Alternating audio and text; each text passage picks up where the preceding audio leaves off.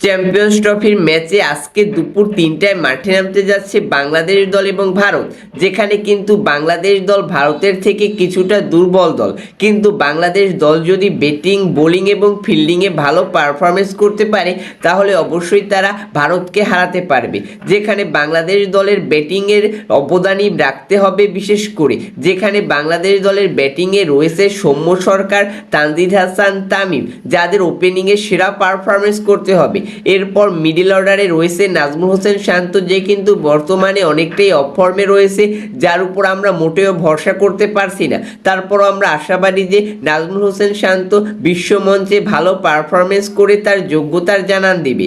এরপর বাংলাদেশের ব্যাটিং অর্ডারে রয়েছে মাহমুদুল্লাহ, রিয়াদ, মুশফিকুর রহিম, তাওহিদ হৃদয়, জাকির আলী, অনিক এবং মেহেদী হাসান মিরাজ। তাছাড়া কিন্তু ব্যাটিং করতে পারে রিশাদ হোসেন, যেখানে রিশাদ হোসেন কিন্তু এক্সপেক্টর হতে পারে।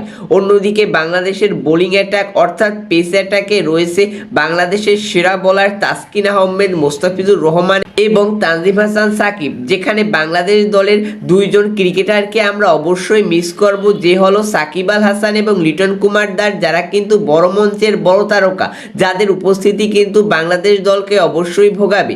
তাই বাংলাদেশ দলের সেরা পারফরমেন্স করা ছাড়া দ্বিতীয় কোনো বিকল্প নেই যে ভাগ্যের জোরে জিতে যাবে। অন্যদিকে ভারত কিন্তু শক্তিমত্তার দিক দিয়ে অনেকটাই এগিয়ে রয়েছে বাংলাদেশের থেকে, যেখানে কিন্তু ব্যাটিং অর্ডার অনেকটাই শক্তিশালী ভারতের। বিশেষ করে রোহিত শর্মা এবং বিরাট কোহলির কথা না বললেই নয়, যারা কিন্তু দুজনেই ভালো পারফরমেন্স করছে নিয়মিত।